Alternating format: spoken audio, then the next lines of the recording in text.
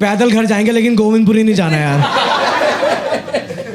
But मुझे जाना था और मैं गोविंदपुरी जा रहा था। एंड ऐसे ना मेट्रो स्टेशन और मेरे बीच में से 1.5 किलोमीटर का डिफरेंस बचा हुआ था। अब देखो ऑटो तो तुम लोगे नहीं बिकॉज इसलिए तो मैं पैदल जा रहा था, बट मैं वो साइकिल रिक्शा का वेट कर रहा था कि कोई आ जाए तो जाऊँगा, बट नहीं आ रहा था। एंड मैं वॉक कर रहा था, तभी एक ऐसा 60-70 साल के ऐसे अंकल ने ऐसे आके गाड़ी रोकी एंड ये आस्क मी कि बेटा कालका जी मंदिर किधर है। A few moments later. Life, equip my soul, find the real gold. I'll fulfill all I started. What's about Govindpuri? Yeah, मैं बताता हूँ. It's a place in Delhi. You know, it's a place in Delhi. The best part about Govindpuri is it has a metro station called Govindpuri. बस. और उस जगह में ऐसा कुछ नहीं है जो आपको जानना चाहिए। एंड वो इतना फकौल मेट्रो स्टेशन है ना, वो इतना फकौल मेट्रो स्टेशन है कि किसी को गोविंदपुरी जाना भी होता है ना तो वो एक मेट्रो स्टेशन पहले ही उतर जाता है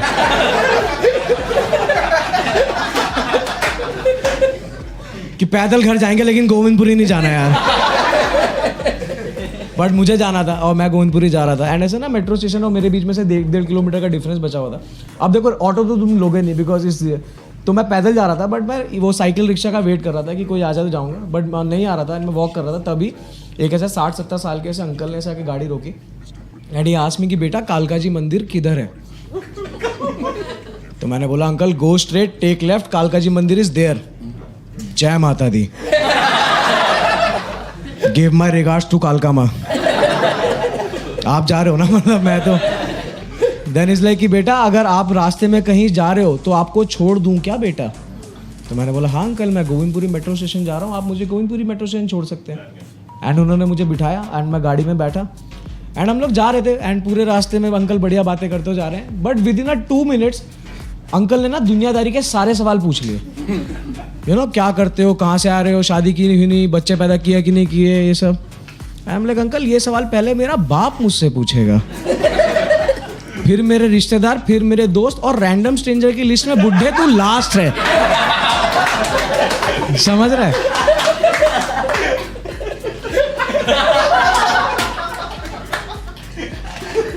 बट इन सवाल जवाब के बीच में आई रियलाइज कि बुड्ढा गियर नहीं बदल रहा है, मेरी जांग रगड़ रहा है।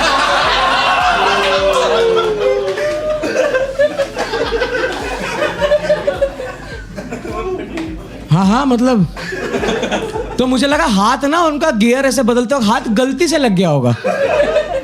तो मैंने अंकल को बोला अंकल गियर थोड़ा राइट में है, उसको राइट में लगाओ। तो ये सुन के तो बुड्ढा मूड में ही आ गया मतलब।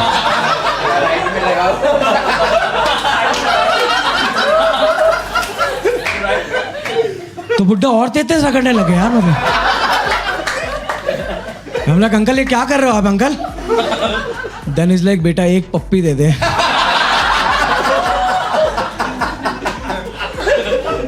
मैं तुझे गोविंदपुरी मेट्रो स्टेशन छोड़ दूंगा। और जांग रगड़े ही जा रहे हैं। ये चल रहा है, तुम समझ रहे हो क्या हो रहा है, क्या हो रहा है बताओ। सिडक्शन। भाई मुझे वैसे तो पता नहीं लेकिन सिडक्शन में कंसेंट बहुत जरूरी चीज होती है। आपके लिए इजी करते हुए मैं इसको बता दूं, इसे मोलेस्टेशन कहते हैं मेरे दोस्त।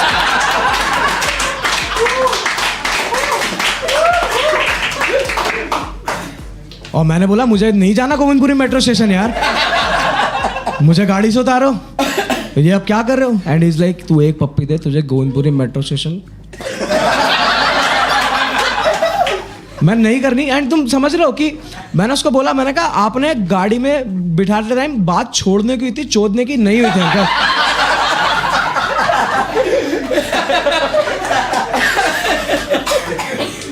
क्योंकि वो आदमी काफी मेरे बाप जैसे उम्र का था यार, मतलब आप समझ लो जिस आदमी का आशीर्वाद लेना चाहिए उसका मुंह में लेना पड़े, बिल्कुल मैं रेडी नहीं था इस चीज के लिए।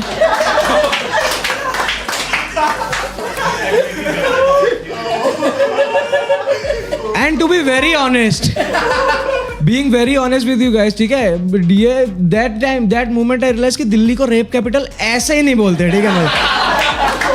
ये मादरचोद मेहनत कर रहे हैं उसके लिए यार। दिन रात लगातार ऐसे बेझिझक ऐसे मतलब लगा हुआ है। अगर सही बता रहा हूँ, अगर तुम दिल्ली में छेड़खानी का ओलंपिक रखा, बुड्ढा 12 गोल्ड मेडल जीतेगा यार। ये उस शिद्दत से लग रहा है कि यार मेरे को एक पप्पी दे गोविंदपुरी छोड़ूंगा। हम लाइक नहीं जाना। And you know being I'm a Delhi dude, I'm a 27 मर्द, ठीक है।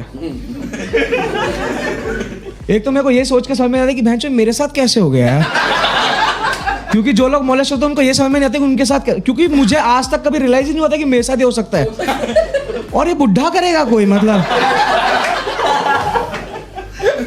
वो लगा हुआ है कि ऐसे कि एक पप्पी दे दे तुझे, मैं नहीं जा। यू नो मैं 27 साल का मर्द हूँ, ठीक है, दिल्ली में रहता हूँ, मुस्टंडा।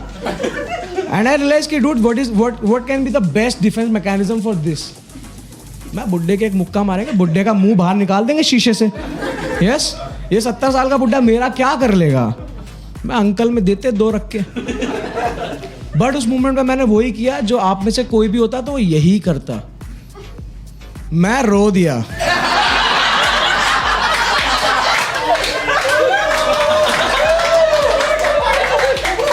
भगवान के लिए अंकल मुझे जाने दो, अंकल अंकल मुझे छोड़ दो,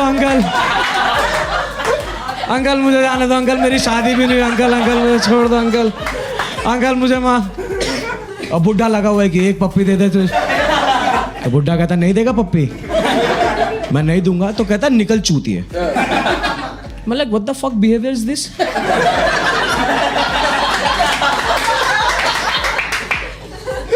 मैं विक्टिम हूँ यार। मैं हल्ला मचाऊंगा, लोग आएंगे तेरे को मारेंगे, ऐसे होगा ना सीन। तो उसने मुझे उतार दिया और मैं रोते रोते गया गोविंदपुरी। और ऐसे पूरा मेट्रो में ऐसे रोता रोता जा रहा हूँ ऐसे ना।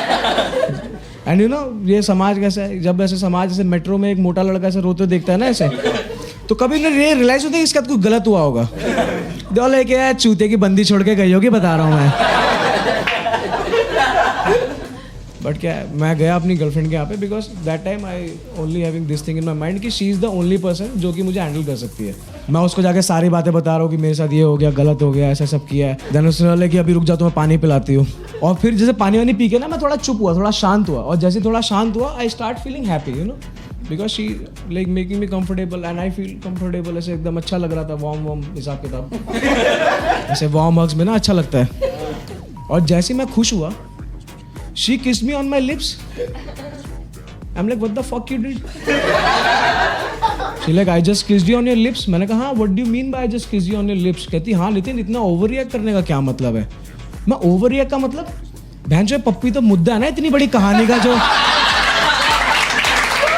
सुना रहा हूँ मैं। ये पप्पी तो मुद्दा है ना कहानी का।